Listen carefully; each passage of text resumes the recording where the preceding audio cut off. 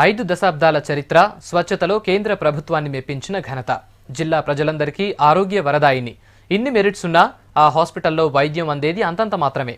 సౌకర్యాలున్నా సిబ్బంది నిర్లక్ష్యంతో రోగులకు కష్టాలు తప్పట్లేదు. ఖమ్మం జిల్లా రోగాల దవాఖానాపై వేసిక్ స్పెషల్ రిపోర్ట్.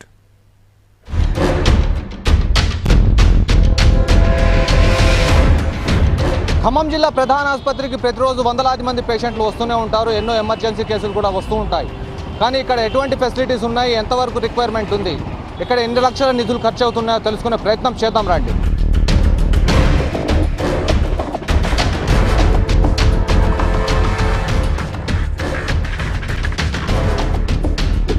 ఇది ఖమ్మం జిల్లా పెద్దాసుపత్రి. జిల్లాలోని 41 మండలాల నుంచి రోజు 1000 నుంచి 1200 మంది పేషెంట్స్ ఇక్కడికి వైద్యం కోసం వస్తుంటారు. 100 నుంచి 125 వరకు ఇన్పేషెంట్ అడ్మిషన్స్ ఉంటాయి. అయితే ఎంతో దూరం నుంచి వచ్చే రోగులకు సిబ్బంది నిర్లక్ష్యం, పర్యవేక్షణ లోపంతో పూర్తి స్థాయిలో వైద్యం అందడం లేదు.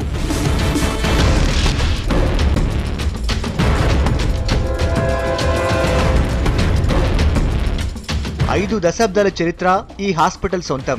1964లో శంకుస్థాపన చేసి 1968లో నిర్మాణం పూర్తి చేశారు. ఇందులో 12 వార్డులున్నాయి. 200 పడకలతో అందుబాటులోకి వచ్చిన పెద్దాసుపత్రికి రోగుల సంఖ్య పెరగడంతో 2000 సంవత్సరంలో మరో 50 పడకలను అదనంగా కేటాయించారు. అయినా సరిపోవడం లేదు. బెడ్స్ చాలక కొన్నిసార్లు రోగులు కిందే పడుకోవాల్సి వస్తోంది.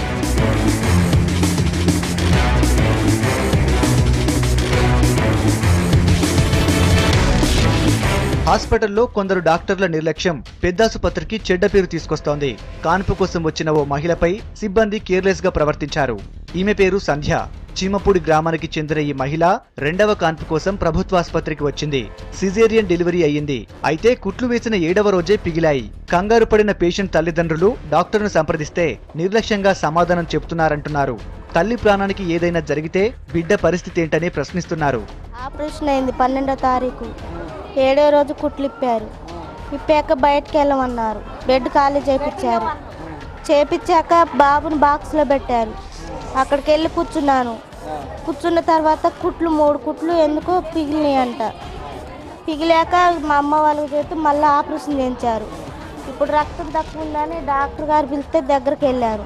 ఇంకేమన్నా అయితే నాకు సంబంధం లేదా అంటున్నారు. ఇప్పుడు సంతకం పెట్టి ఇంటికి పంపిస్తామంటుంది. ఎట్ట పని అమ్మ, ఎట్ట సంగతి ఎట్ట జరిగిందంటే ఏది తీసుకురాకుండా అన్నది. తీసుకొచ్చేసరికి బెడ్ మీద బండి పెట్టి తాను చూసి మళ్ళీ అమ్మటే ఏరే దానికి మార్చారు. అడిగిపోయినాక ఆపరేషన్ అర్జెంట్గా మళ్ళీ చేయాలని అన్ని కాగితాలు రాసుకున్నారు. కాల్ బుక్ అది అనుకున్నారు. ఫోన్లు చేశారు, పిలిపించుకున్న తర్వాత ఇక ఆపరేషన్ కానీ రెడీ చేయండి అని ఆపరేషన్ థియేటర్కి తీసుకుపోయారు. 5:30, 6 వరకు ఆపరేషన్ జరిగింది. ఇవాళ వచ్చి ఏమైనా మాకు సంబంధం లేదు, సంతకం పెట్టించుకొని పంపించమే మిమ్మల్ని అని మాట్లాడుతుందంట. హాస్పిటల్లోని మెటర్నిటీ వార్డులో పెద్దగా ఇబ్బందులేమీ లేవంటున్నారు ఇన్పేషెంట్స్. డాక్టర్ల నుంచి మంచి ట్రీట్మెంట్ అందుతుందని చెబుతున్నారు. అవసరమైతేనే సిజేరియన్ కి ప్రిఫర్ చేస్తారని చెబుతున్నారు. ట్రీట్మెంట్ నుంచి భోజనం వరకు ప్రతి క్షణం డాక్టర్లు పర్యవేక్షిస్తూ తమకు సేవలు అందిస్తున్నారని, టైం పాటిస్తున్నారని పేషెంట్స్ అంటున్నారు. ఇక్కడ చూపించుకుందాని వచ్చా బాగానే చూస్తున్నారు. బాగానే ఉంది. ట్రీట్మెంట్ అంతా బాగానే ఉంది. మందులు బాగానే ఇస్తున్నారు. ఇంజెక్షన్స్, గ్లూకోజ్లు బాగానే పెడుతున్నారు. ట్రీట్మెంట్ అంతా బాగానే ఉంది. రోజుకి 3-4 సార్లు వస్తున్నారు. 3 కాన్పులు కూడా నార్మల్గానే అయినాయి. మంచిగానే చూసుకున్నారు. టయానికి టాబ్లెట్ ఇస్తున్నారు. పొద్దుల బీపీ అన్నీ చెక్ చేస్తున్నారు. టయానికి ఆహారం కూడా పెట్టారు. మంచిగానే ఉంది ఇప్పటివరకు అయితే. టీకా ఇప్పుడే వేయించారు. మంచిగానే ఉంది ఇక్కడ సౌకర్యం. అన్నీ మంచిగానే ఉన్నాయండి. ఫుడ్, అరటిపండు, మంచి ఆహారం, కూరలు కూడా మంచిగా వేస్తున్నారు. ఇంత పెద్ద హాస్పిటల్కు అంబులెన్స్ సౌకర్యం లేకపోవడం ప్రధాన సమస్యగా మారింది. హాస్పిటల్ ప్రారంభంలో కేటాయించిన అంబులెన్స్ రిపేర్స్ తో షెడ్ కు చేరింది. దీంతో ఎమర్జెన్సీ సేవలకు పేషెంట్స్ ను షిఫ్ట్ చేసే టైంలో ఇబ్బందులు తప్పడం లేదు. వెహికల్ కోసం ఆరోగ్య శాఖ బడ్జెట్ కేటాయించకపోవడంతో అంబులెన్స్ సేవలకు మోక్షం కలగడం లేదు. జిల్లా ప్రధాన ఆసుపత్రిలో ఇక్కడ పేషెంట్లు కనీసం తీసుకురావడానికి అంబులెన్స్ సౌకర్యాలు ఏమాత్రం లేవు.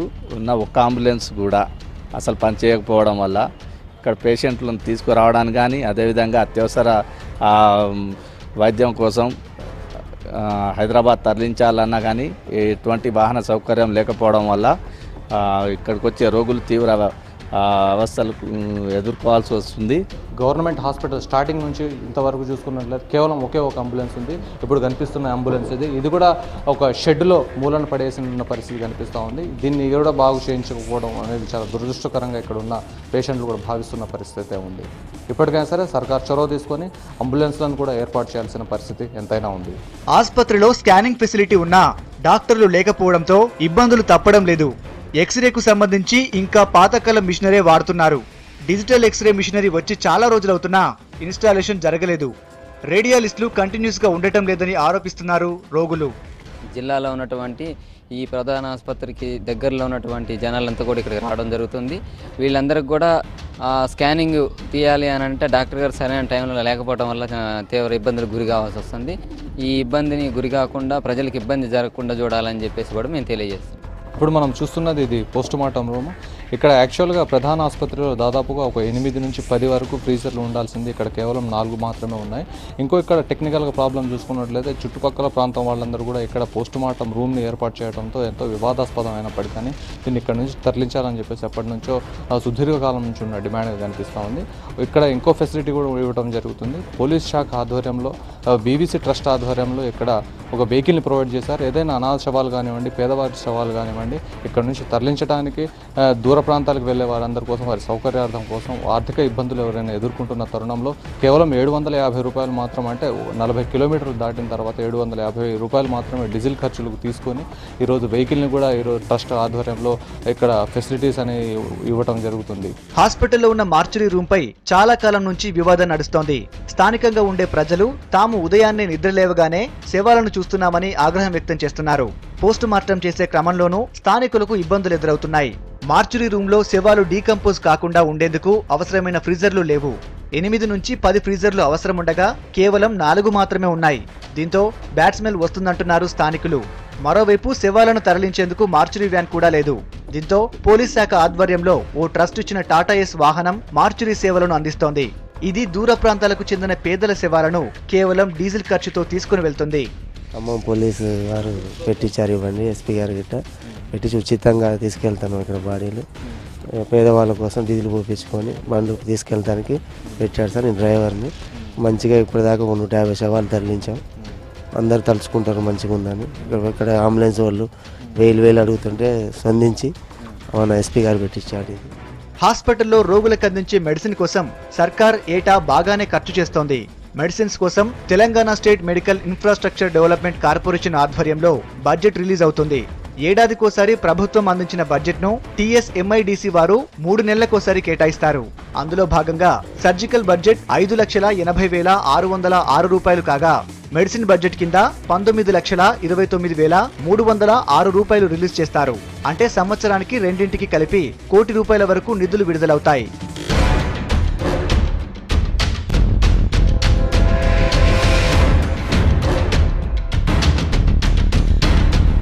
హాస్పిటల్లో 32 మంది డాక్టర్లున్నారు. సివిల్ అసిస్టెంట్ సర్జన్తో పాటు రేడియోగ్రాఫర్తో కలిపి మరో 5 డాక్టర్ల కొరత ఉంది.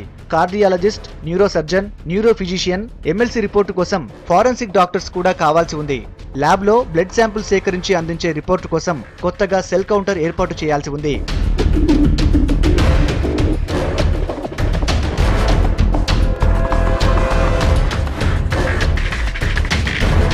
హాస్పిటల్లో రోగులకు ఇబ్బందులు కలగకుండా సేవలు అందిస్తున్నామంటున్నారు సూపరింటెండెంట్. ICU సేవలపై ఉన్నతాధికారులతో చర్చిస్తున్నట్టు చెబుతున్నారు. రోజు 3 పూటల ఆరోగ్యకరమైన భోజనం 38 రూపాయలకే అందిస్తున్నట్టు చెబుతున్నారు. శుభ్రతలో అవార్డును గెలుచుకున్న ఈ ఆసుపత్రిలో పూర్తి స్థాయి సౌకర్యాల కోసం బడ్జెట్ పెంచాలంటున్నారు జనం. అన్ని విభాగాల సేవలు అందిస్తున్నాము. ఆబ్స్టిక్ గైనకు అంటే స్త్రీల విభాగాల సేవలు ఎక్కువగా మా దగ్గర సిజేరియన్స్ అవుతున్నాయి. తర్వాత సర్జికల్ ఆపరేషన్స్ కానీ అవి ఎక్కువ అవుతున్నాయి. ఆర్థోపెడిక్ విభాగంలో కూడా బాగానే ఉన్నారు. తర్వాత ముఖ్యంగా ఈ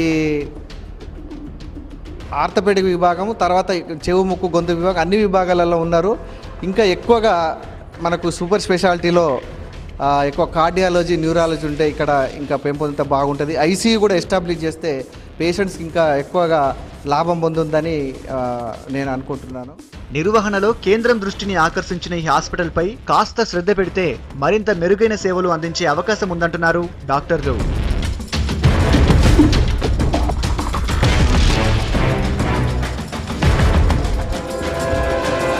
ఖమ్మం ప్రధాన ప్రభుత్వ ఆసుపత్రిలో లక్షల రూపాయల నిధులు వస్తూనే ఉన్నాయి, ఖర్చు అవుతూనే ఉన్నాయి. కానీ తగిన సౌకర్యాలు అందించడంలో మాత్రం స్థానికంగా ఉన్న అధికారులు విఫలం చెందుతూనే ఉన్నారు. ఇప్పటికైనా సరే సర్కార్ చొరవ తీసుకొని మరిన్ని సేవలు అందించడం కోసం ఇక్కడ సౌకర్యాలను ఏర్పాటు చేయాల్సిన అవసరం ఎంతైనా ఉంది. వీడియో జర్నలిస్ట్ హర్షత్తో కదీర్, V6 న్యూస్, ఖమ్మం.